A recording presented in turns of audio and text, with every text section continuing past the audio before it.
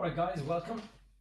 I see I'm live in the various platforms. So we're coming in live on Instagram, TikTok, and YouTube. And I've also just notified my school community that they can join. And we're talking about the housing crisis. And in particular, what I'm going to talk about today is what's causing the housing crisis. There's a lot of different. TJ, I'm busy. Always, never a dull moment in this house. So we have got a massive housing crisis, and there is the different effects. It's affecting the Irish market, but it's also affecting the UK market. And so we're going to have a look at what caused both and the comparison between the two. And so 1 second while I get my young lad out. DJ, you have to get out. Come on. This is not allowed. Come in. Come on. I got someone you were not. Okay. Drama over. So we have got a housing crisis in the UK, and we have a housing crisis in the Irish market. Why is there housing crisis going on in both markets? And are they the exact same thing, or are they different? What is the direct cause of both of them? And I thought we'd get into that. So the first thing, and I've spoken about this many times before. Those of you who are familiar with my content will know about this. But in the past, what we've had is collapse of supply after the 2008 crash. And it's fairly obvious that we went from having thousands of house builders living in the country. We had lots and lots of trades. We had, as many electricians and plumbers and carpenters as we required. All of this stuff wasn't a problem. Then the 2008 crash came along, and normally property markets, they go through different cycles, and you can have, a couple of years where things are good, and then you can have a couple of years where things are bad. But the 2008 crisis for the Irish market certainly was extremely bad, because it meant 5 or 6 years of almost zero activity.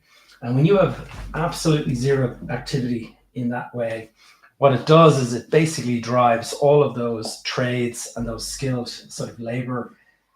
All of those guys had to leave the market. They had no way of sustaining you could go on the dole and become long-term unemployed. I suppose that is an option, but for the vast majority of them, they have a skill that they're able to go and employ in another country. And so it was possible for them to just do that. And so a lot of guys opted and left, went to another country. And when you go to another country, if you're only there for a year or two, it's one thing. But if you're there for 5 or 6 years, there's a likelihood that you're going to sort of become familiar with the locals, and maybe you have a relationship or something like that, and you end up staying. What other people did was they left the sector. They stayed in Ireland, but they left the sector. So there's a lot of people. I know some people that have trade, companies, we'll say electrical firms and things like that, plumbing firms. And what happened in 2008, there's one particular one that I know.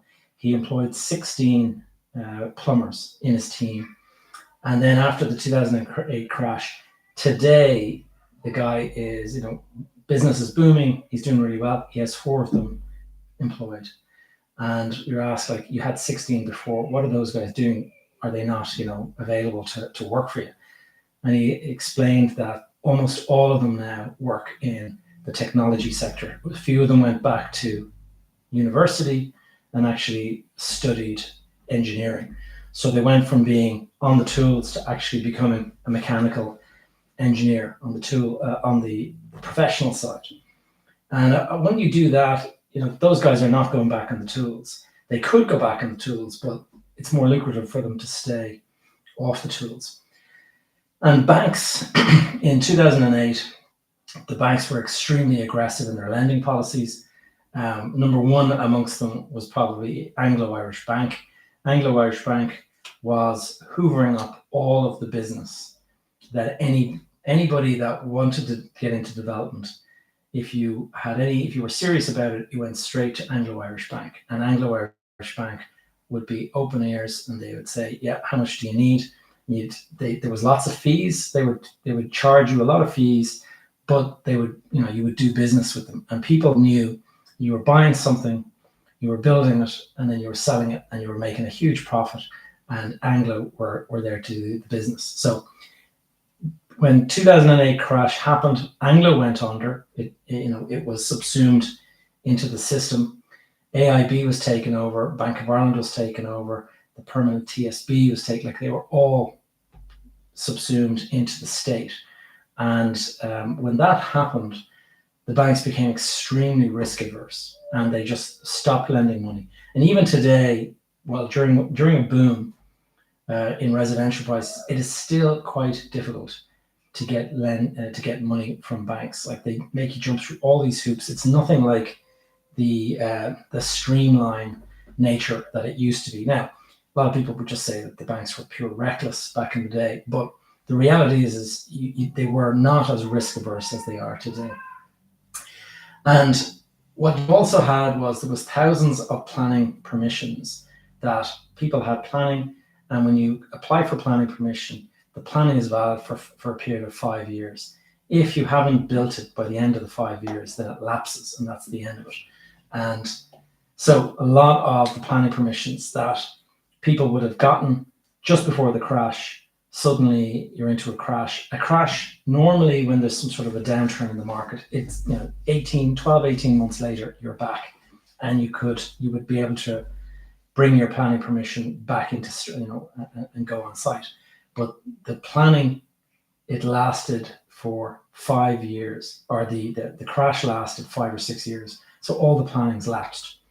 And so the legacy of all that, Ireland lost, it's an entire generation of builders, tradespeople, labourers, everything like that. They all just moved abroad. Small, medium-sized developers, and contractors, a lot of them went bust. And the pipeline of housing that we had, you can think back to 2007, we built 85,000 housing units that year.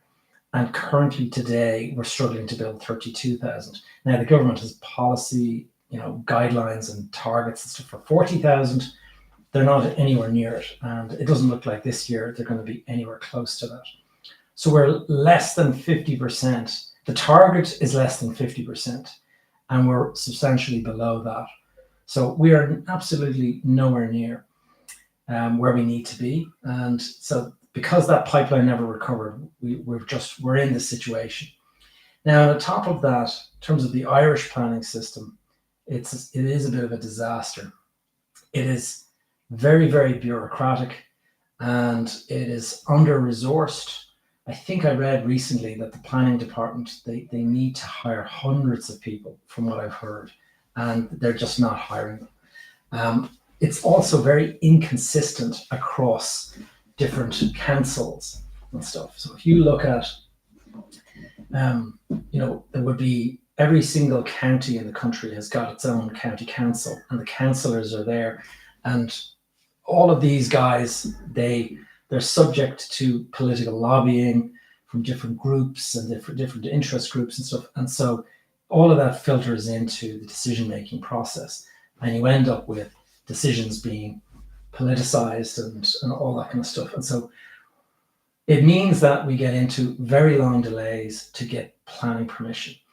If you look at the actual Planning Act and the way the Act is written, you're supposed to be able to apply for planning permission and you get a decision within 8 weeks. That's what it says on the paper. And then after those 8 weeks are up, you have 4 weeks, in which case somebody can come along and lodge an appeal against your application. So if you applied and you got a grant of permission after 8 weeks, somebody could say, I object to this, and they have 4 weeks to make that objection.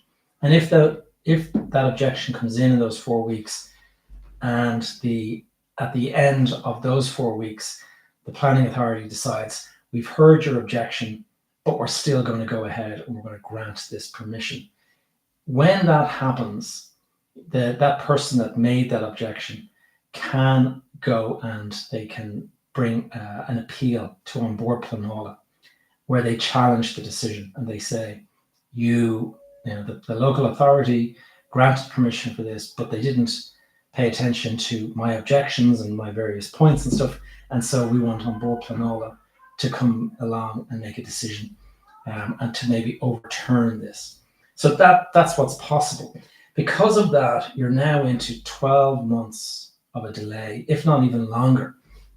One of the things that's really problematic is that there's now people, if they don't get a decision that they like On Board Planola, they go and they get a judicial review.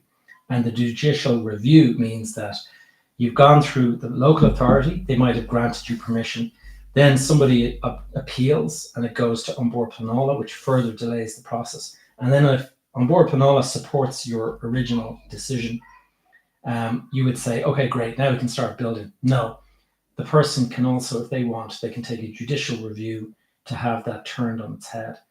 And the courts will then decide. So they have 3 bites of the cherry along the way. And that's creating huge delays. Projects that should have been turned around quickly can be 4 or 5 years tied up in this whole process. And so you wonder why we have a housing crisis, and yet you see the difficulties we have just to get sufficient people, sufficient projects ready, shovel ready, so that they can start on site. Local authorities, Board Planola, they regularly face legal challenges, and so because of this, they're very, very wary of making a decision in a rushed way, that during a court case, they might be asked to stand up and explain themselves. And so the whole thing has just become super, super difficult. Inconsistency across the zoning and the whole planning sphere means that you just don't know. Like, as a developer, you're buying a site and you're thinking to yourself, what if this thing gets held up for 3 or 4 years? Like, can I afford to have my money tied up for 3 or 4 years? Some of the developers would be small firms that can't afford that. Maybe they can afford to have one project in planning while another project is on site, and maybe that's the max that they can do. If they go and take on a project that gets delayed for 3 or 4 years, that means when they finish the current one they're in, they have no money. That's it. Their money is tied up in the other site. And so this is a major problem. And so what happens is developers just avoid any of those risks at all, and they just go after the sites that are shovel ready, as we'd say. And if a site is shovel ready, you'll find that loads of developers are all going after that one site because there's so few sites that are ready to go. So that's a problem. That's a risk. That's something that developers won't take the risk because the banks won't give them the money to wait it out and to wait for a couple of years. And if you're trying to raise money from private investors, those guys would also be wary. They'd be kind of thinking, geez, the money could be tied up here for years.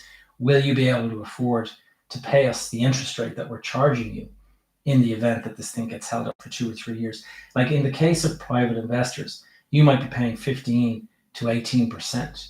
And if you're paying 15 to 18%, 2 or 3 year, that can add 50% to the cost of the site just in interest cost alone. So you suddenly find yourself in a very difficult place. Now, what else has contributed to the housing crisis? The population growth in the country and the demographic pressures that the country is under is really, it's something that people maybe aren't even aware of, that the population is growing so fast, not just from inward migration and stuff, but also just we have the highest birth rate in Western Europe.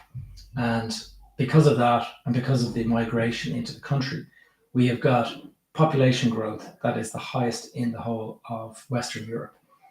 Net inward migration has been driven by the EU freedom of movement. And because of the amount of big tech companies that are based in Ireland for tax purposes in many cases, because of that, there's a huge amount of people moving from, let's say, the Mediterranean countries, the EU Mediterranean countries. Salaries would be much, much lower in those countries. Those guys, if they can speak English, or even if they don't speak English, if they can come and they can work for Google, Meta, any of these companies that have a sales department, and they'll just put them in the department there that speaks to the Spanish or the French market or whatever. So you don't even need to speak good English. But if you come to Ireland, you're obviously going to pick up English. And so that there is an additional advantage. So huge numbers of people entirely in their right, moving to Ireland for improved salaries, learn English, improve your English skills, and that obviously makes you more employable all around the world. And so that is one of the things. Now, obviously, we also have got a lot of non-EU people moving into the country, and that's very controversial at the moment, but you've also got obviously the refugees and all of this kind of stuff as well. That is driving up population. We currently have a population of something like 5.3 million. It has gone up by over 100,000 in the last 12 months alone. It's 100,000 people that need homes in just 12 months. So to give you an idea of the pressure on the system. And when I was in school, I can remember the school teacher telling us that the Irish population was something like 3.8 million. And today it's 5.3 million. So we've added 1.5 million people, or about a 50% increase since I was, of the school going age. That's a huge increase for any country to go through. And obviously our housing system is just not up to speed since the crash, with the planning delays, and on top of that, all of this demographic pressure. And also households are now much smaller.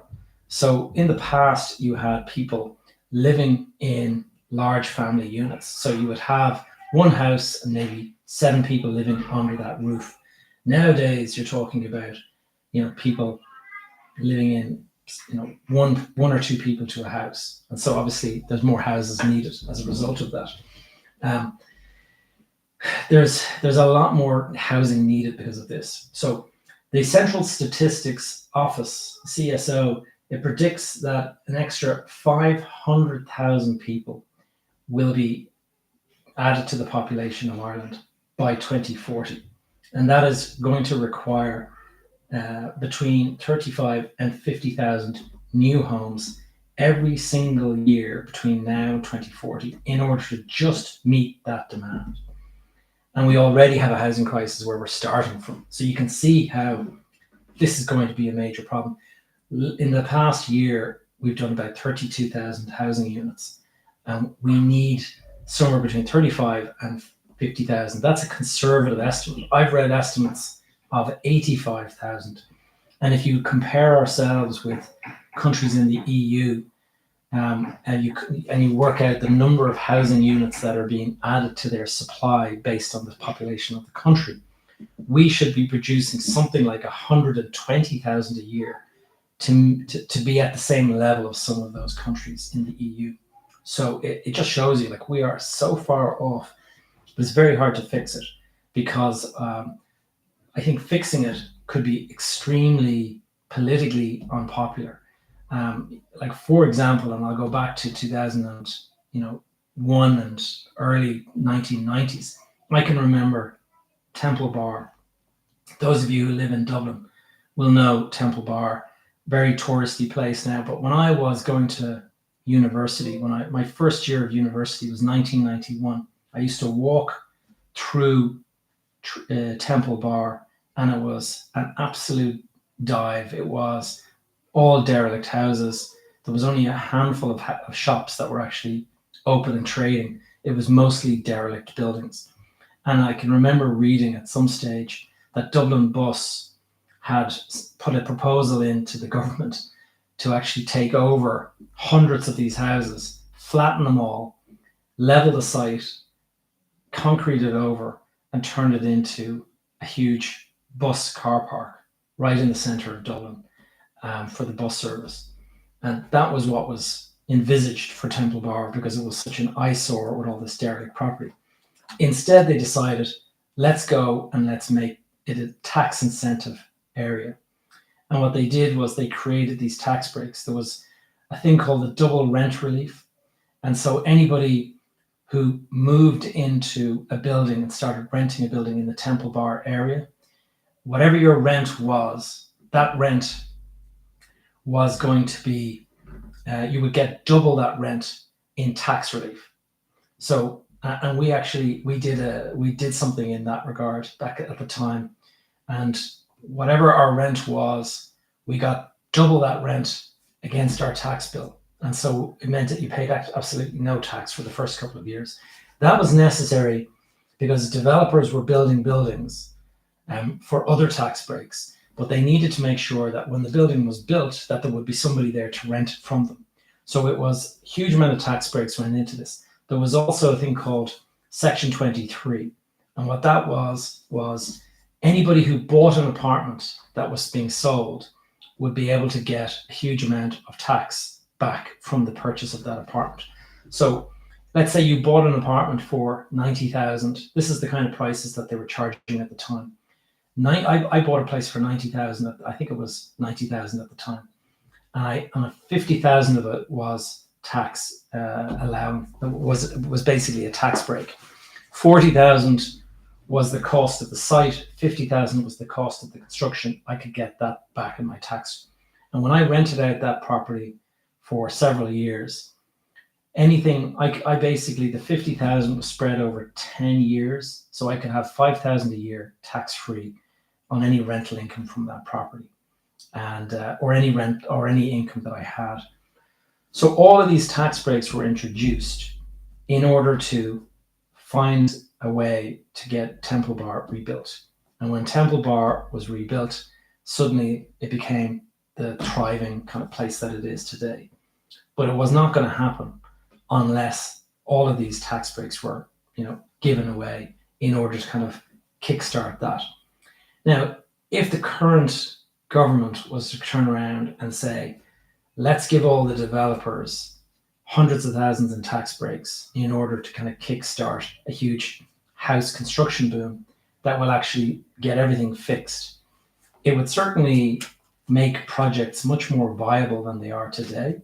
And so it would work, but politically it may not go down very well, because there would be a huge amount of people that would be saying, the developers, sure, aren't they the ones that bankrupted the country back in 2008? And so you're kind of stuck between a rock and a hard place. The solutions that you could introduce to fix the situation are so politically unpalatable that they're just not going to be done. Now, I know there has been some talk about it, so we'll wait and see what happens. But we have got to find a way to bring lots and lots of people into the country that can actually work on sites, skilled labor, trades. Also, we need to bring some of these trades back. If you go back to the early 2000s, there was a thing called FOSS, and it was training for apprentices and all that kind of stuff. Nowadays, it's not really seen as particularly interesting for most young people. A lot of people would have left school at 14 or 15 and became an apprentice with their dad or with their uncle or something like that.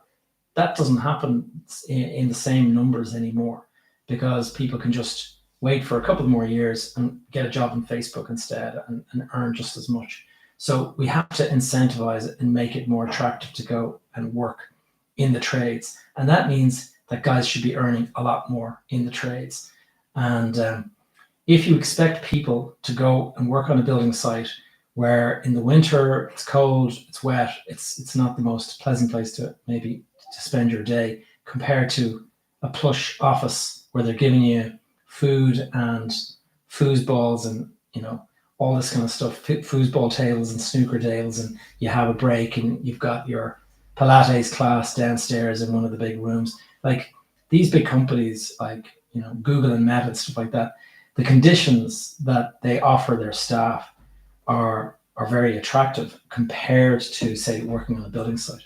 And so it's got to make, I see some comments from people, bricklayers and plasters are becoming extinct. Yeah, I mean, and if you actually look at the age profile of tradespeople, vast majority of them are in their 40s and 50s. And so there's only another couple of years before those guys no longer want to work on site or no longer can work on site. And then you're going to have this big hole in the whole thing. And so the system is going to be coming under a huge amount of pressure. I see a comment here coming in. The traditional consultancies are greedy. It comes from the top down. You're going to pay entry and mid-level QS and architects peanuts. It's going to trickle down even less for the trades. Yeah. Anyway, cost of construction and viability gaps. So Ireland is now one of the most expensive places in Europe to build residential units. And why? Well, first of all, high labor costs and high material costs. And also you've got the planning delays. Because a planning delay is there, it means that the project, in order to recoup the time and all that kind of stuff and legal costs, there's going to be added cost, in the project. VAT on new homes. People may not be aware, but we build houses. When we've built houses, you sell the house, 13.5% VAT is included in the price that we sell the house. So we sell a house to you for 350 grand. 13.5% of that is VAT. We have to take that VAT and we have to give it to the government, to the taxman. And you kind of think to yourself, if you wanted to reduce the cost of housing, there's 13.5% you could cut straight away. It would make life a bit easy. Development levies are very, very expensive. What are they? If you want to connect to sewers, water, electricity, if you want to connect to a road, you have to make all these contributions. You have to contribute to the local area. If you have the Lewis or the Dart, like the Lewis line, the tram that runs through Dublin, if you're a certain distance from the Lewis, you have to contribute to the Lewis, and that can be quite a few thousand as well. All of this adds up to sometimes hundreds of thousands that have to be paid before the site is even viable. Before you've sold any houses, that's owed straight off the bat. And then you've also got just the poor economies of scale. Ireland is a small country, and so we don't have the same ability to create these large factories that would be able to manufacture stuff at scale. So if you look at, say, Germany or France, hundreds of millions of people living in the continent there. And so you can build a huge factory that can produce millions of these things that are needed, and you can ship them very easily. Whereas in Ireland, we have to get everything from a boat. And so first of all, there's that cost. But in addition to that, if we try to do it in the country itself, you only have a population of about 5 million to serve, not hundreds of millions if you're in the continent, So that all contributes to the cost of housing. And so you have to think about this. And so the impact is that many development schemes that have planning, that are shovel ready, they are no longer viable, economically viable. They just can't be built because the costs outweigh the potential return that you would get. And so developers if the developers don't see a profit, obviously they're not going to build. They're not even going to start.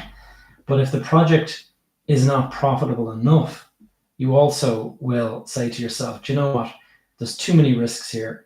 I'm not going to spend the next, say, 2 years building this only to possibly get to the end and find that interest rates have gone up in the meantime, and maybe the house prices have fallen down a little bit, and all of a sudden it's problematic.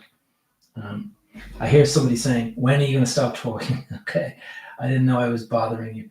Are you based in Limerick? No, I'm in Dublin. Now, there's a message from Kevin. I think the days of single dwellings being built in Ireland are coming to an end. The cost per square metre is close to unsustainable at the moment. There will only be estates built from now on. Well, it depends. Yes, I agree. It is difficult in terms of cost. And I know I'm actually pricing a job at the moment, and we just got the tenders in, and it's pretty expensive to build or to do any kind of refurbishment work on a house. But there's always going to be people that want to have their own home that they built from scratch. And so, if somebody has the money, they'll go and do it. But in terms of it being viable from a construction point of view as a developer, it's always better to have more houses so that you can phase the development and you can earn your money across the scale of the development. Let's keep going anyway. And then there's a view that there is speculation and land hoarding and strategic inaction. Now, I don't know, certainly in the case of us, we don't have any sites that we would be strategically sitting on. If we had the ability to start building, we would immediately start building. Or what you would be doing is you'd be saying, right, as soon as we finish this site, we'll move our lads straight onto the next site.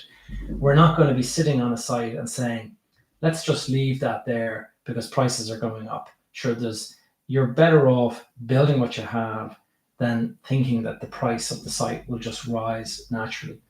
That's just my view. Maybe people have a different view, but there may be large funds that are buying up land blocks and they're kind of holding them with the view that the prices will rise. If that's the case, I think the government has ways to deal with that now. They're talking about the Derelict Sites Act and vacant land and things like that. So we'll see what happens. Investor market dynamics. And so institutional investors, the really big, a lot of people would call them these things cuckoo funds and stuff like that. But they're REITs and they're pension funds and all of this stuff. Pension funds, they buy up large scale developments. And that might be unpopular in the eye of people that are thinking, oh, I'd love to buy an apartment in that area. And suddenly you see a development going up and you realize that there's not going to be any sold. It's already being pre-sold to a big fund. The reality is that is the only way that you will finance the vast majority of large apartment buildings. They're so expensive to build. Like an apartment building, if you compare, say, building a housing estate with building an apartment building, if you're building 100 houses, you can build them in phases. You can build, we'll say, a row of houses at the front of the site. Maybe it's 20 houses. You build them, you put them on the market, you sell them, people start moving in, you get paid, and then you start work on the site behind, and so on and so on. And so your debt never goes above a certain level. You're able to pay down your debt as you're going. And so we call that max debt. And your max debt is never going to be that high. Compare that exact same number of apartments. You're building a building. You have to put in elevators. Maybe you have to put in an underground car park. All of that stuff has to go in. And what you're going to end up is, at the end of it, is every single apartment cannot be sold. Nobody can move in until the building is complete. And so you're talking about massive, huge debt in order to be able to complete the building.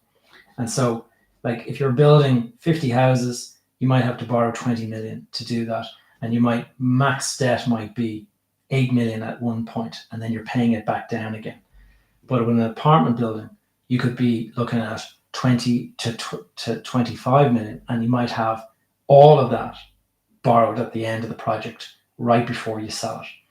And banks are just not willing to take that kind of risk. So what will banks do? Banks will just say, no, unless you have it pre-sold, we're not going to fund this. And so who has the money to buy 50 apartments in one go? Big funds do. And so that is the way that this has been working, is that if you want to build, 100, 200, 300 apartments, you don't do it with the view that you're going to sell it and you're going to give people the opportunity to buy these, because it would take you forever to do that.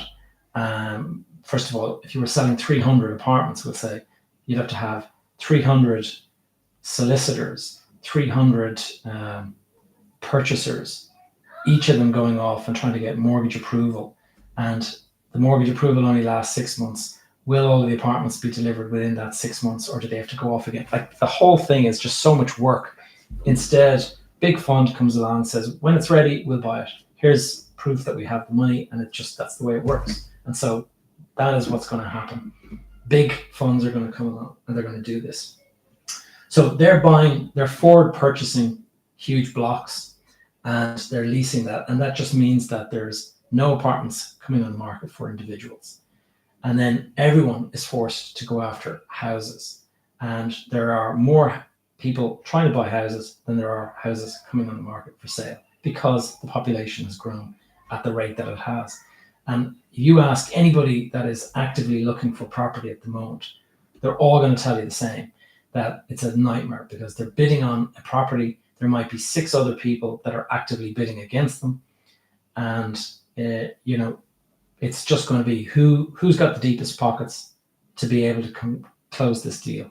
And very, very difficult to do in that.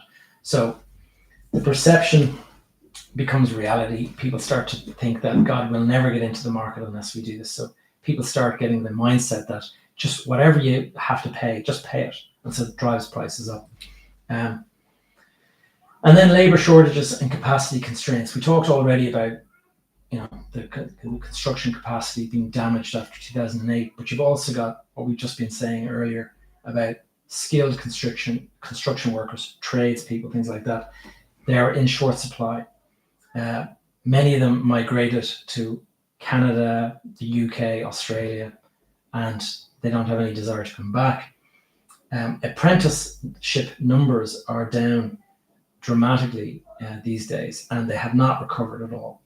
And younger workers are less inclined to enter the trades that require them to work these kind of, cold, windy sites in the middle of winter and things like that. And labor bottlenecks have meant that even if funding is there, even if planning is granted, if the site is shovel ready, as we would say, that you still cannot get the people on site to actually do the job. And so there's delays, and you've got builders that can basically price whichever is the most profitable job. That's the one that they'll go for. There just won't be enough builders to go around. You've also got the ineffective use of state-owned land, and the state has a huge portfolio of land that it's well located. It's usually located around transport corridors, but there's almost no progress on a lot of these sites. And so because of that, that's another reason. You've got the HSE, the Health Sector Executive, the Department of Defence, they have barracks and things like that. CIE, they have got land all around train stations and train lines and the bus stations and stuff like that. And then there's also sites that councils would have taken over. So there's a huge amount of land. There is now the Land Development Agency, and that is obviously available now, but it's only started really to scale and to mobilize in recent times. And then policy volatility, that is, and political risk. I mentioned earlier that the stuff that might get the market moving properly could be politically expensive. If you're a politician, you might suddenly find that, well, this is super unpopular. I'm not going to win back my seat in the next election if I vote along with that. So we won't vote with it. That's the kind of thing that happens. So rent caps have been introduced and eviction bans, and these were politically popular. And so you can see why suddenly, finally the politicians are doing something for the poor tenants. But what that actually did was it disinclined investors to invest. A lot of people just put their properties on the market for sale, said, I don't want to own this property if there's a cap on the rent. And so they put it on the market for sale. If the property is on the sale, if everyone who's an investor who's renting to tenants all decide at the same time to leave the market, what does that do? Rental availability just completely disappears. And what's that going to mean? If you've got 10,000 people trying to rent, and now there was 10,000 houses available, and now there's only 5,000 houses, you've got 5,000 people bidding against the other people, pushing up prices. Ronan says, I heard someone say that they are doing an electrical apprenticeship in Galway, Roscommon. Apparently not a single block layer is going to qualify in this area this year. Yeah, I mean, there you go. If you're going to do a trade at the moment, it seems like electrical is the one that's more popular, but nobody wants to do bricklaying or block laying or anything like that. Now, on top of that, you start to wonder, in the coming years, will modular housing become a thing? And will it be possible for somebody to build a factory where the entire house is assembled in the factory and just brought to site on the truck, and it's assembled very quickly? That would certainly mean that people who have that kind of skill are maybe thinking about the risks of that. But like all of this stuff is just created this perfect storm. And if you think about the housing crisis, despite the fact that we've had this housing crisis now for about, say, 5 years, if not longer, everyone knows that we have a housing crisis. The politicians know we have a housing crisis. And yet what's happening? It's getting worse. We haven't actually solved anything. It continues to get worse. And we were talking about this year potentially hitting 40,000 units. That was the target. And I think we're probably going to hit 32,000. So we're, just thousands short of the targets. And the targets aren't even where we need to be. So it makes it extremely difficult. You start wondering, like, what would work in terms of if you didn't have to win back your seat as a politician, and you could go and vote in something that was unpopular, so it no longer mattered, what would you do in order to fix the situation? Well, what you might do is you might say, okay, we're going to make it anybody from the trades and from the laborers, tradespeople, anything like that, from anywhere in the EU, come to Ireland, and anything you earn over the next 10 years will be tax-free. You can just come in here and you can just earn. You won't pay any tax on it. That would see a huge influx of people into the country that could obviously help to deliver that. Problem we have is, where would they stay? Like, there's no homes as it is.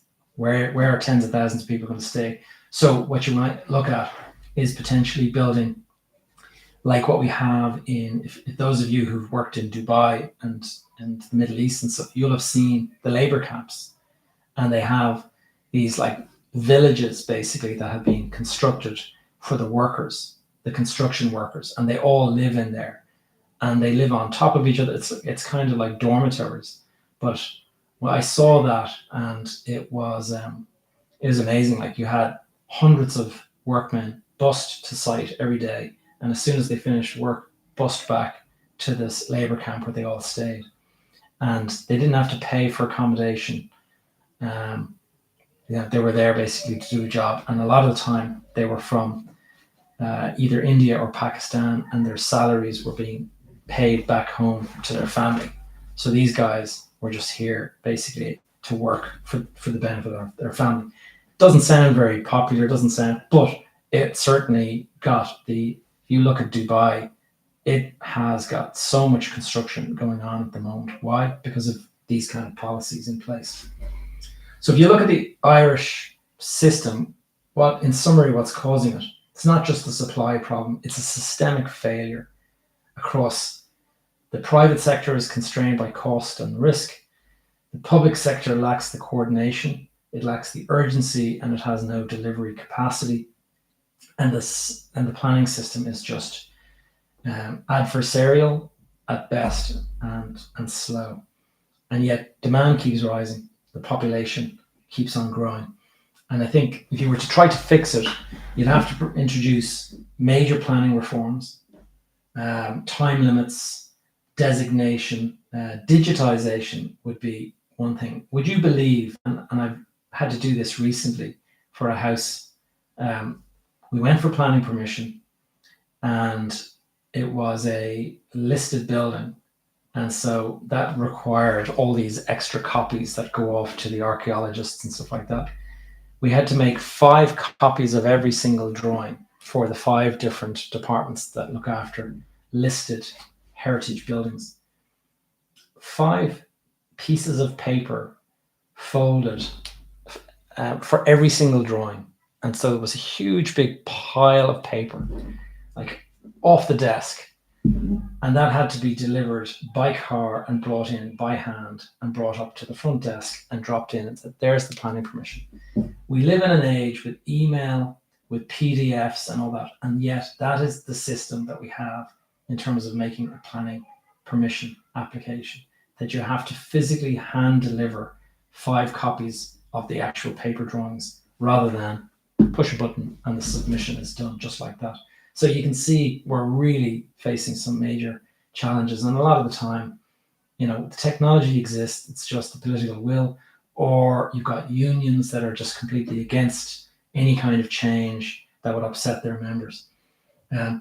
Direct state building is something that we have to talk about. I talked about it on my podcast recently.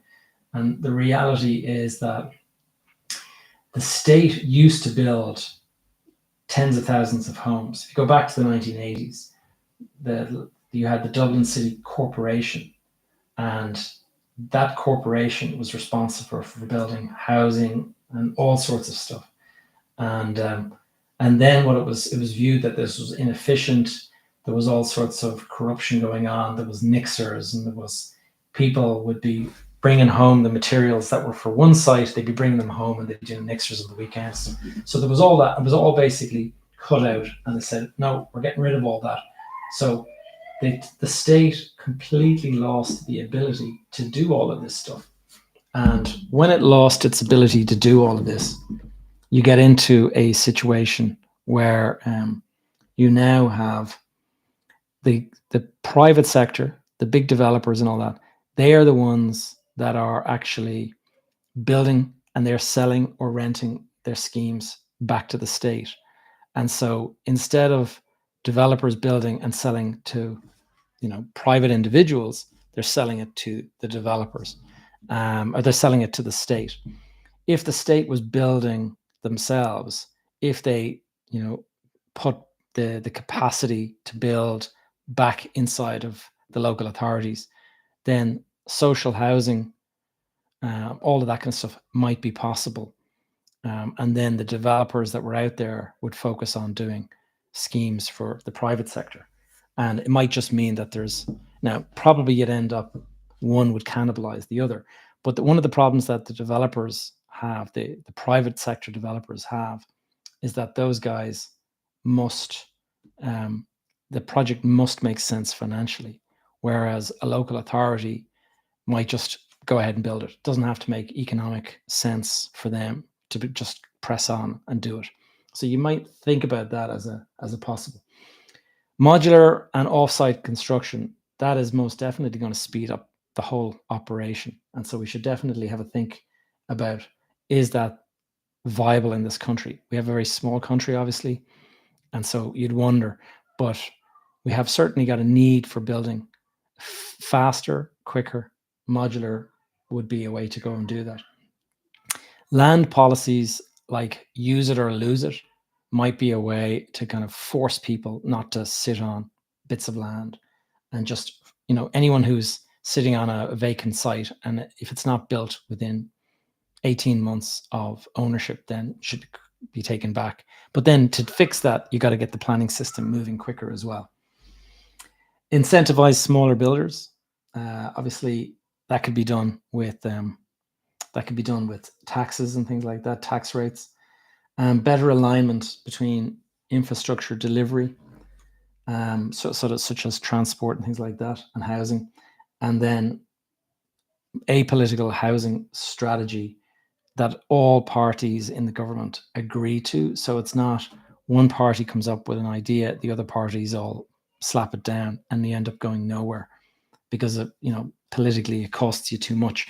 Also, the media is very much against the developers, and this goes back to the 2008 crash, because the developers are widely seen as responsible for causing the crash of 2008 that brought down the Irish construction sector. That is still, there's kind of this still hang up there. And if you're living in London or Paris or somewhere like that, and you're a developer, that's like a respected job that you have. But if you say you're a developer in Ireland, like, you want to see the negative comments that you get on social media when you talk about being a property investor or something like that. People will just call you a bloodsucker and all that kind of stuff. So there's a general pervasive kind of attitude towards investing in housing and stuff as if it's a problem. Now, open to questions, guys. Thanks for staying, listening to me as I talked away on all that stuff. What I'd love to do now is jump into any questions that you guys have.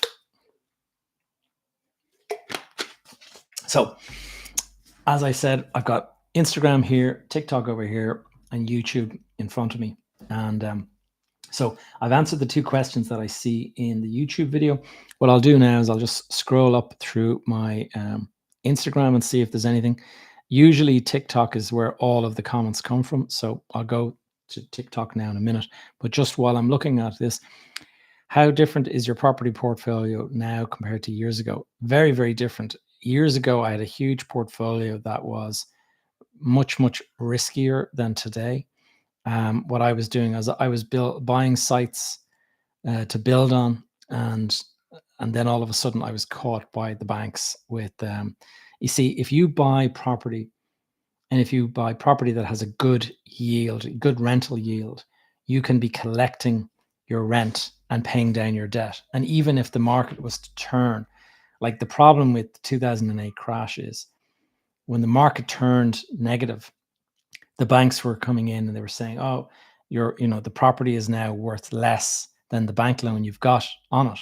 So this is a major problem. But as long as you could keep paying them, giving them payments, they were satisfied. But if you bought a site and the site was for development, and now you're not going to get any money for the development, you're not getting any income from that site.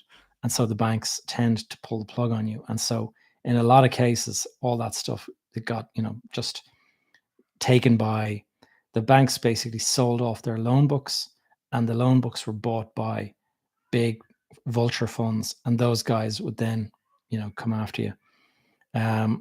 Looking down through the UK, 0% VAT on new builds. Yeah, that's the kind of stuff that we need to be introducing. Like we need to be looking at ways to just bring down the cost, because it means that sites that would be viable are no longer viable because of the costs. Okay, here why it says, what do you think about the state taking on the development of site curtilage infrastructure with some proper urban sprawl like Sydney, like in the O2, put out massive tenders across the EU? Like, I think we should be looking at all sorts of innovative approaches to doing this. Let our builders build on ready-made plots. Yeah, I mean, the problem is a lot of the time they don't even make sense. Like if you look at sites that people bought when interest rates were low, people were able to they were thinking to themselves, okay, I'm only paying 2% interest. I can hold on to this site for a couple of years. Then we had COVID, and so all activity stopped for a year or two. And then when it restarted, interest rates started going up. So all of a sudden your hold cost is much higher than you ever anticipated. And when that happens, suddenly the site is no longer viable. And when do you predict the next recession? That's a really good question. And it's funny, there's a concept that goes around, and it's called the 18-year property cycle. And the theory goes that there's a crash, and the crash usually lasts 4 years. And then there is a rebound, and that usually lasts about 7 years. And then around the top of that rebound, things then start to overheat. And that is where prices start to go a bit crazy. And then at the end of that 7-year cycle where prices are all going crazy, there's another crash. And then the crash is triggered, and it takes about 4 years for that crash to unwind. If you actually go back and look at the last 30 years, that 18-year cycle actually plays out. So if we think about 2008 as the crash, the last crash, 2008 to 2012, that's the 4 years. 2012 to 2019, that's the 7 years when the market was rising. 2019 to 2026, that's when it's overheated and it's gone crazy.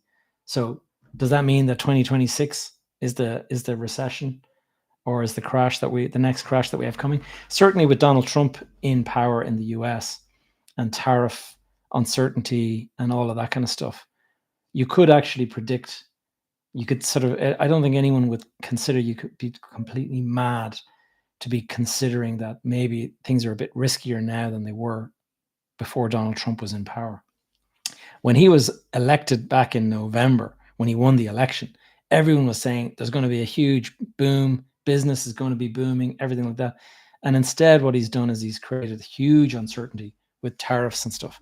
And so he's actually done the opposite of what people kind of expected him to do.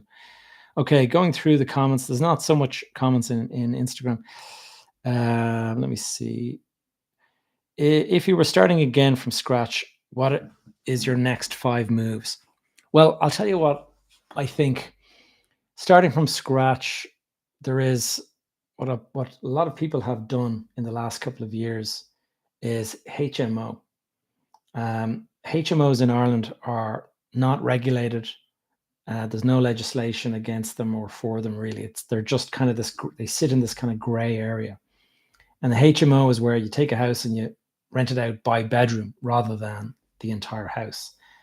It can be unpopular in certain areas because if you rent a house to a family, there's a husband and wife, maximum 2 cars. But if you turn that 4-bedroom house into a 5 or 6 bedroom HMO, you could potentially have 6 cars parked outside. And so that makes it quite unpopular. In addition to that, living in a HMO, there can be a bit of pressure with different people. You've got 6 people maybe, or even bigger ones. There's 8 and stuff. Those people could all be living under the same roof, sharing a kitchen, sharing the facilities, washing facilities, things like that. Now, usually the better ones you might go and put in en suites and stuff. So at least you don't have to share your bathroom. But just cooking, refrigerator, washing machine, things like that, that can put a bit of pressure. However, it's very lucrative at the moment. If you get the house at the right price, it's very lucrative to turn it into a HMO. So that might be a way to get started. If I was starting from scratch and I had no money at all, I would look at rent to rent, where you're actually getting into the market and you're starting to rent properties out that you don't actually own. And I know there's a couple of guys inside of my foundations group that do that. And I have those of you who are interested in property, by the way, I have a thing called Foundations. And if you're interested to know about it, it's basically a course that I've created for beginners and just teaches you all of this kind of stuff. But that's what I would do with no money. If I had the money, I would try to do a HMO. And then if I had some money behind me and I had the experience that I have, I would be looking at commercial property instead of residential. And the reason I say that is because you can double and treble your money in commercial. You'll never be able to do that in residential. And but it is difficult to get it. A commercial property, I bought properties and I give you an example of the amount of return that you could make from a commercial deal. One property I bought, I paid 680,000 for it, split one big unit into 3 smaller units, rented them all out individually, got a good rent for them, put it on the market for sale as an investment. And 3 different people came along and bought them from me. And the total price that I got for that one unit I bought for 680, after it being split and rented and sold, I got 3.7 million for that. So 3 million profit. Like, you would never come anywhere even remotely close to that with residential. You could go and, do up a big house and you might, you could potentially add 50% to the value of the property, but it's almost impossible to double your money or triple your money or something like that. Another comment here, Kevin says, it seems like derelict grant is getting more units back in the market. The carrot instead of the stick approach. Should this be made more lucrative to push it even more? Yes, there's definitely the derelict grant. A lot of the guys inside of my group are doing that. They're buying property and they're only after properties that have the potential to get the derelict grant. And you can get like 50 to 70,000 of the cost from the government to do that. So it makes a lot of sense to do that.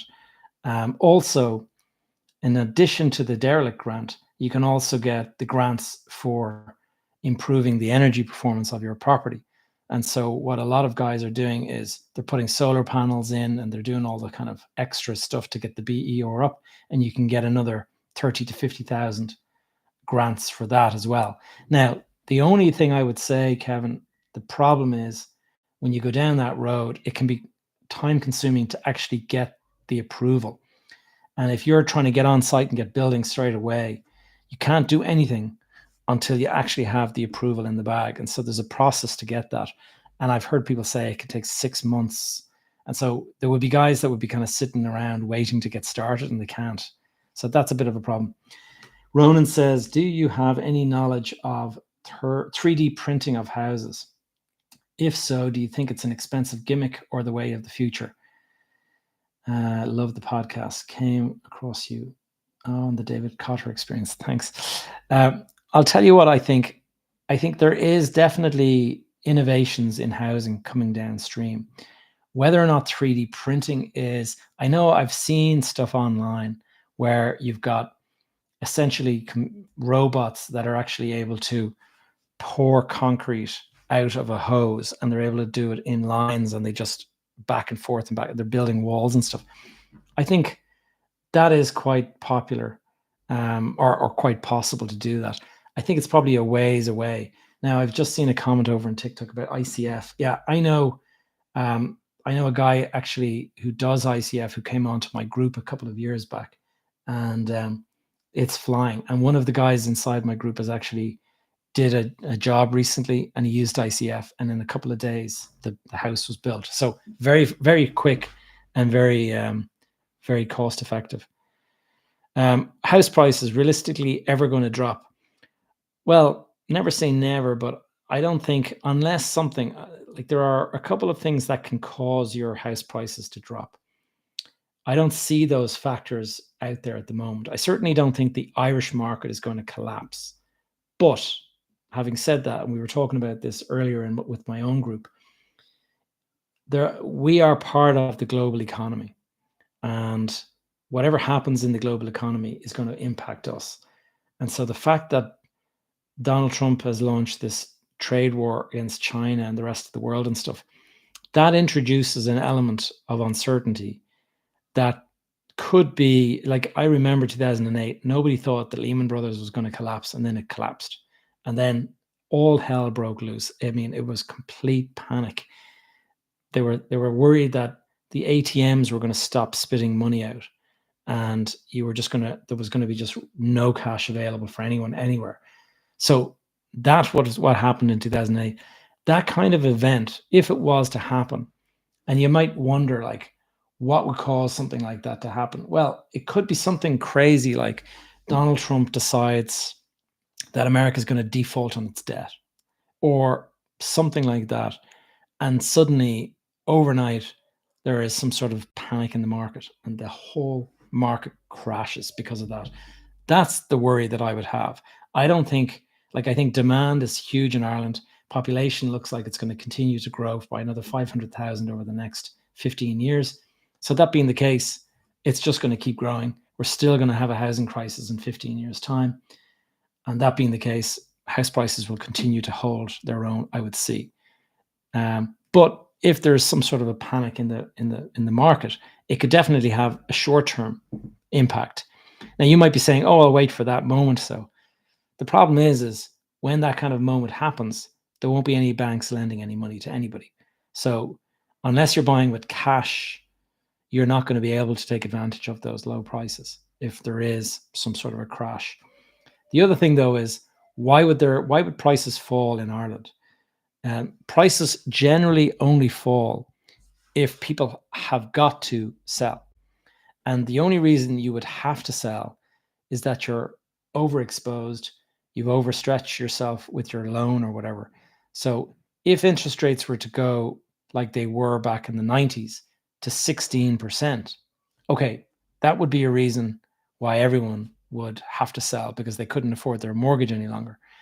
But for the vast majority of people, the banks have been so restrictive in the last 15 years about what size mortgage you can take out and all that.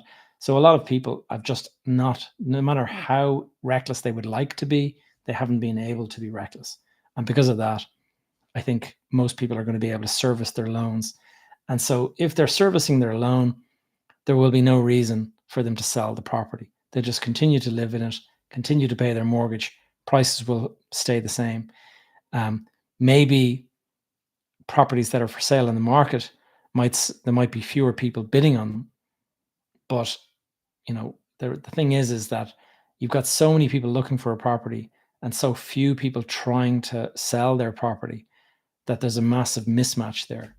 And I don't really see prices falling because of that.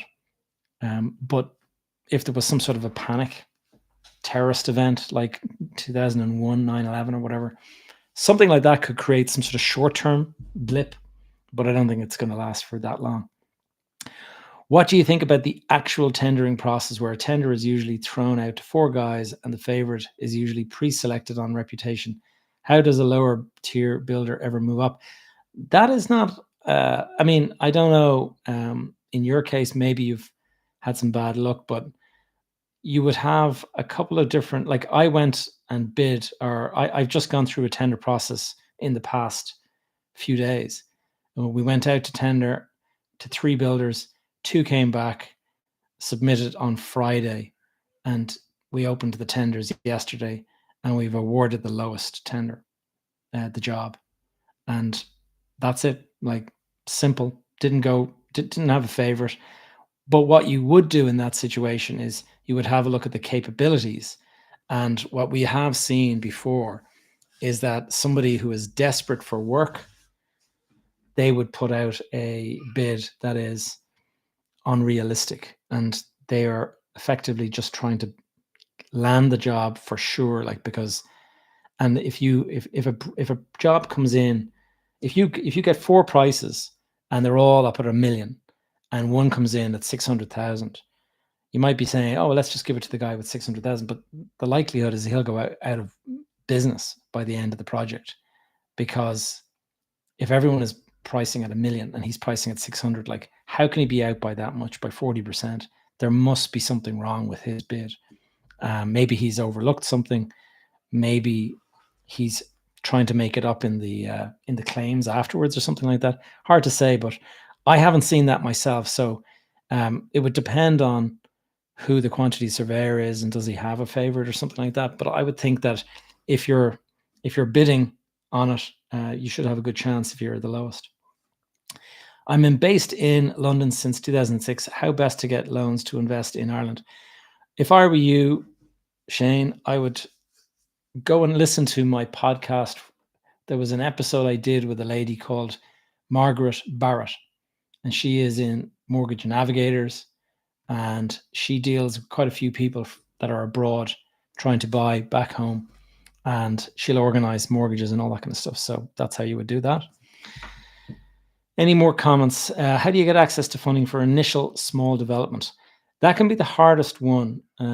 If it's your first project, then you lack the track record, and so that can be a little bit difficult.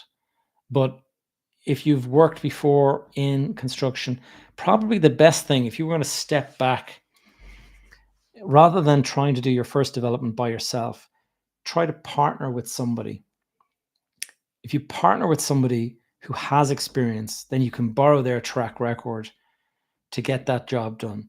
And then you use the fact that you were involved in that project as track record for the next project. Once you've got track record, people are a little bit more, reassured, and you're trying to get money for a development. Let's say you speak to the banks. The banks might be nervous. You've never done this before. We're not going to give you anything. So then you have to go to the private market. The private market, they're looking for certainty. They're sort of, what they want to know is, this person is not going to lose us our money. We're going to get paid back, and hopefully we'll make a nice profit on the loan or whatever. So if you can give them that reassurance, then you'll get the money. If the project makes sense, if it's profitable, if you've gone and done all of your homework, like I teach this kind of stuff, by the way. So reach out to me if you want to know about how development works. I have an accelerator that I teach that kind of stuff. and we teach about how to raise money and all that. Kelly Construction, any advice for a building contractor trying to raise funding for renovating an old building to apartments or building on greenfield? Where's the best source of finance, non-bank lender? Well, the banks are out there, and many of them are difficult. You should look at the niche lenders, we would call them. And niche lenders are like there's Capital Flow and there's Lotus Investments, and like there's various guys out there. There's ICC, ICI and ICC and stuff. Those different guys, they're more expensive, and that's the problem. So if you found a site, if you can get it at a good price, and that good price is key, because you've got to be able to demonstrate that there's a good profit to be made in the site. If you can make a good profit, then you can afford to pay more interest. Banks will lend you maybe at 5%, but these private lenders, they might charge you 9 or 10 or 12%. And some of the more expensive guys, like mezzanine finance, if you go and look for mezzanine, that could be 15 to 18%. So that only works in a very, very short term. If you're going to take 18%, you want to have that repaid in 6 months or something like that. So you got to be very careful with the funding. So definitely, if you're interested to know more about the stuff that I teach, reach out to me and just mention that you were on this call and I can send you details. What's your view on the mica situation in Donegal and surrounding areas? I know that there's various specialists now that are going around, and like I try to avoid that. I know that I know some people that have bought and they've done quite well. They got money and they redid the house, and they got the house at a very cheap price because of that. But some people are in a really bad situation because the damage is just it's huge to try to fix. So you need to be careful about it. But I certainly know a quantity surveyor that bought, I think, 4 houses. He worked in my group. He became part of the group for a while. Bought 4 houses, I think it was in Donegal, and they had the mica problem, and went through the process and has them now all rented out and doing great. Benefits of building a portfolio in a limited company.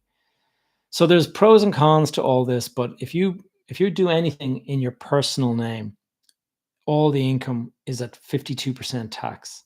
If you do it through a company, rental income in a company is 25%. Trading income in a company is 12.5% tax. Now, it is possible to build a portfolio, and rather than renting to tenants where you're the landlord and you have tenants renting from you, instead you create like a HMO, you do short-term licenses, and you have a person who is the licensee and you're the licensor. Then you're only paying 12.5% tax. And so it's obviously hugely beneficial there.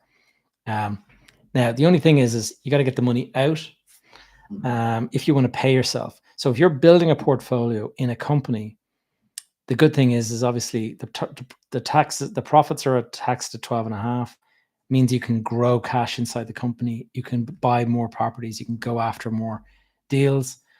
But if you're deciding that I want to build a portfolio because I want to go and take money out for my own lifestyle, then anything you take out for yourself is going to be taxed at 52%. So you have to think about this. One of the best ways to invest in property, if you have a company that is trading and making money, is to create a pension, a self-administered pension, and you can buy property and you can get up to 50% mortgage through the property, through the bank, through the pension from a bank. They'll give you up to 50%, and every penny you earn in rent, tax free. If you buy a property for 100 and it's worth 300 when you sell it, not a penny of tax to pay on that either. And you can just grow your portfolio. You can add more properties. And at the age of 60 years of age, you have 20 properties, making $1 million a year in income, and it's all sitting in tax-free in a pension. That's the only time that you start paying tax, when you take it out. But by that stage, you've built this big block of cash, and that's the way to do it. How detrimental are personal finance blemishes, small ones, if you're looking at your first gig and getting some sort of finance? It depends. If you are speaking to the traditional bank, it can be problematic. Like I went through the 2008 crash, my credit was badly impacted. I had millions at one stage that I was negative. But if you go and speak to, like, first of all, you can create a company. The company doesn't have your debts. So that's the first thing. But second of all, some of these lenders, these niche lenders that are lending to developers and stuff, they don't care. Like most anyone who's a developer went bust in 2008, and because of that, it's unlikely that there's anyone out there who has experience that hasn't got blemishes of some sort. My kids are trying to break the door down now. Let me go some more questions. Okay, that's all the questions in Instagram. Let's go now to TikTok, where it can be good questions and bad questions. I can sometimes get a lot of negative stuff in here. Okay, Donna wants to ask my thoughts on house flipping. I'd be careful of it, because one of the problems that you have with house flipping is that in this market, you are bidding against so many people that are trying to buy a home for, like, family home, we'll say. And if you're there and you're trying to, make a profit on it, the reality is you're bidding against people who are trying to find a home. They want their kids to go to the local school. They want all of this stuff. And if you're in that situation, the absolute last thing you want to do is try to bid against people that are emotionally caught up in the decision to buy that property. A house flipper works if you see a property and it looks like a bargain and you put in a bid and nobody is bidding against you, you're in good shape.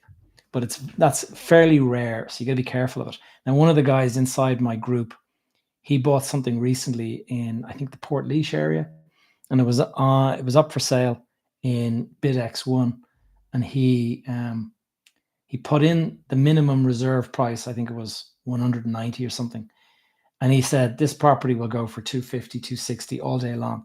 Put in a bid at 190, which was the reserve price that they were not willing to go below. And he said, Asher, we'll see what happens. And gets the email, congratulations, you were the only bidder at 190. Now he owns the property.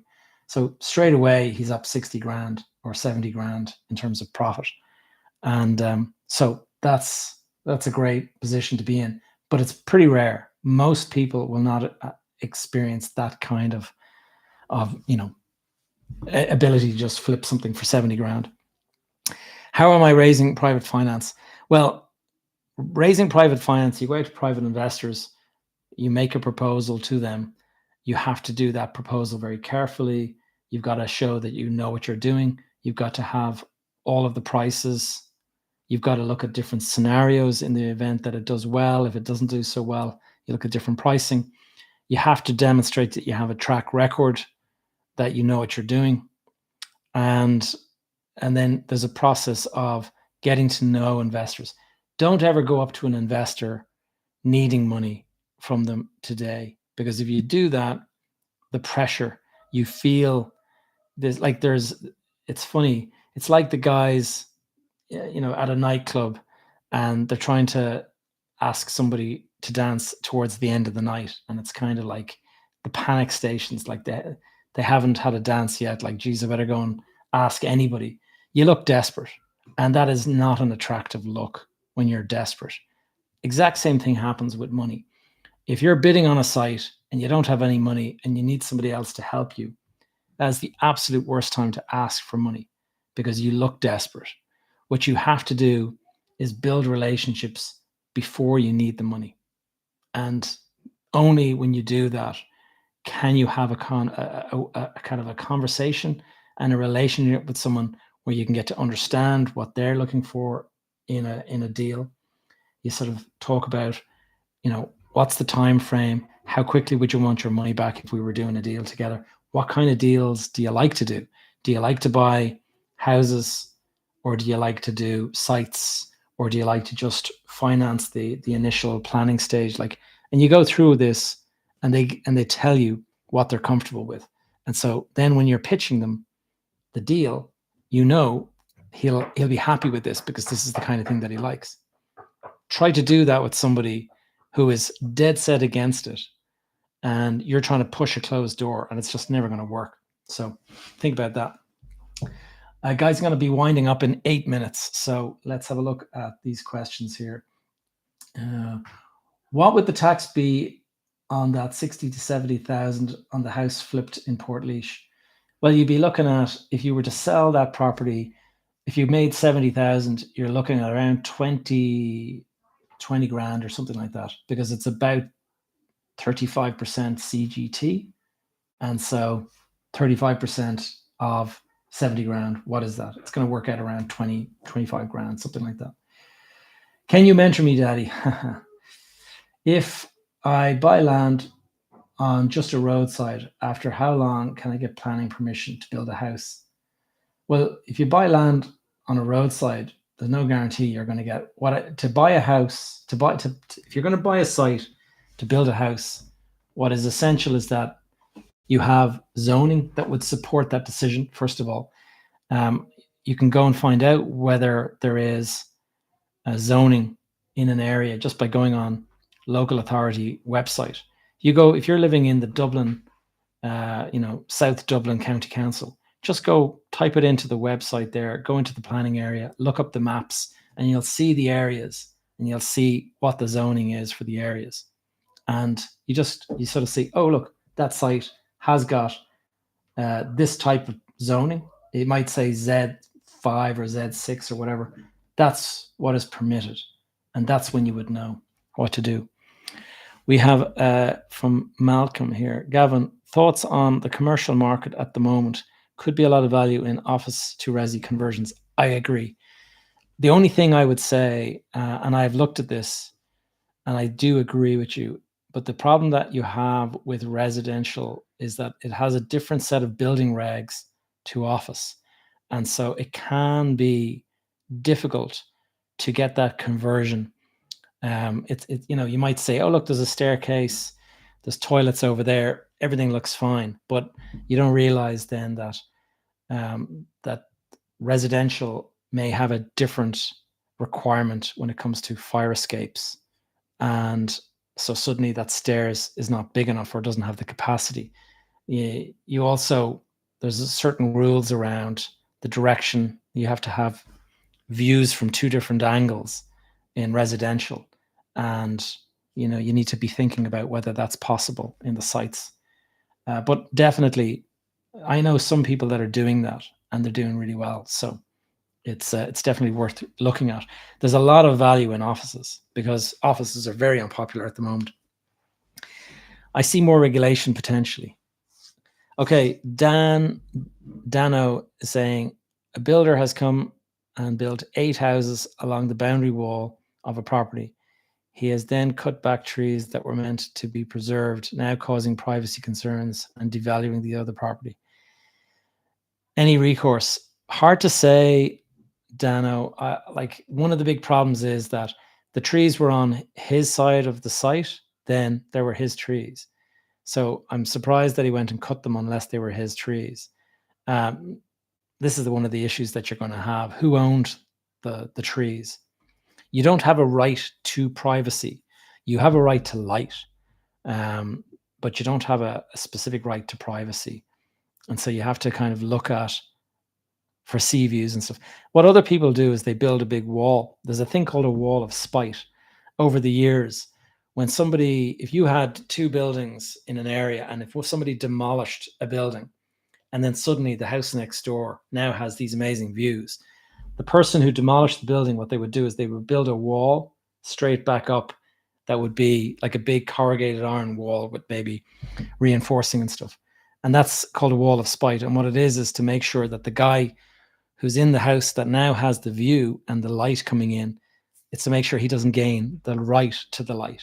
And so when your building was there, he didn't have the light.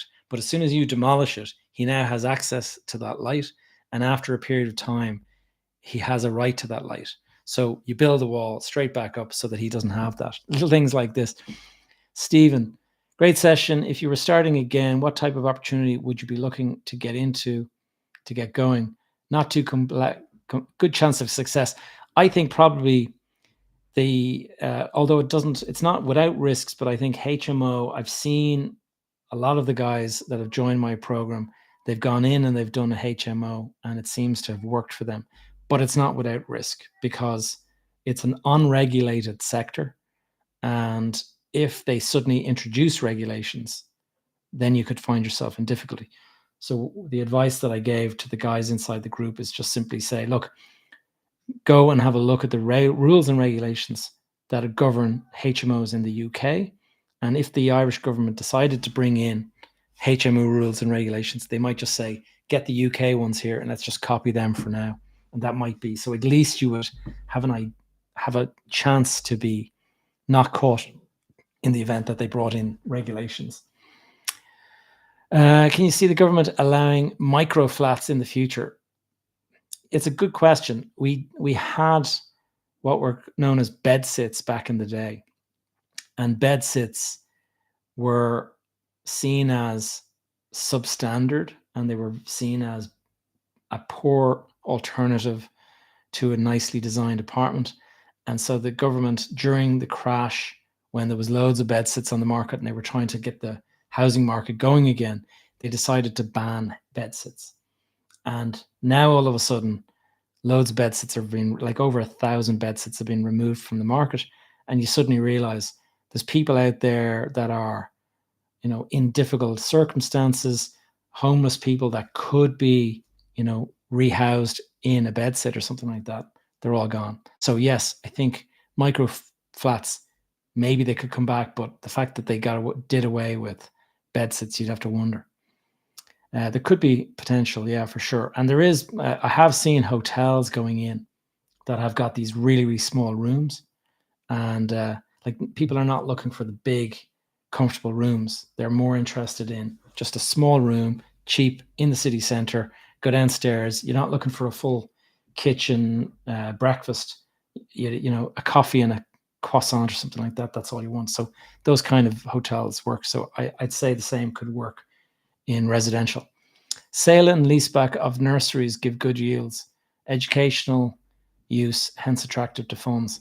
Yeah, like I would say, guys, if you're going to look at getting into property, go and research all of the different things that are going on in different markets just to have an understanding. A lot of the time, there are things that are hovering below the radar. Nobody's aware of them, but that's where the money can be made. And also be aware of the fact that if something is ugly and not very sexy, and it seems like it's kind of not very glamorous, that is usually the most profitable.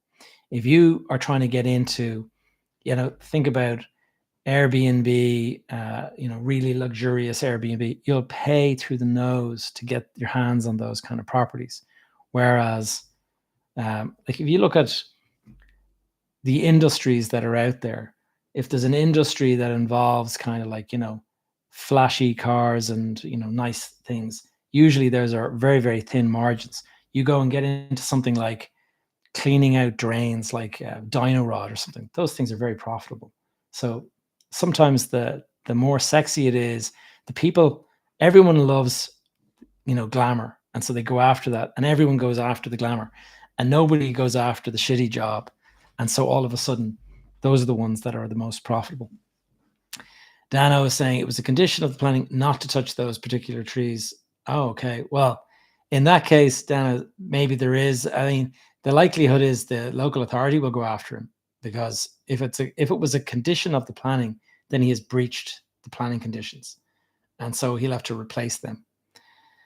Exactly, its location and convenience allows for affordability to be squeezed in the middle. Thanks.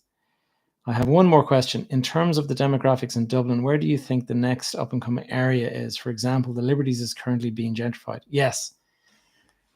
Look at the rough areas and have a think about, like, I remember when the Liberties was not a very attractive area. And I would say that beyond the Liberties, the next place, if you have a look at the, obviously Stony Batter, that was another area, only because of, the the university going into Grange Gorman all of a sudden.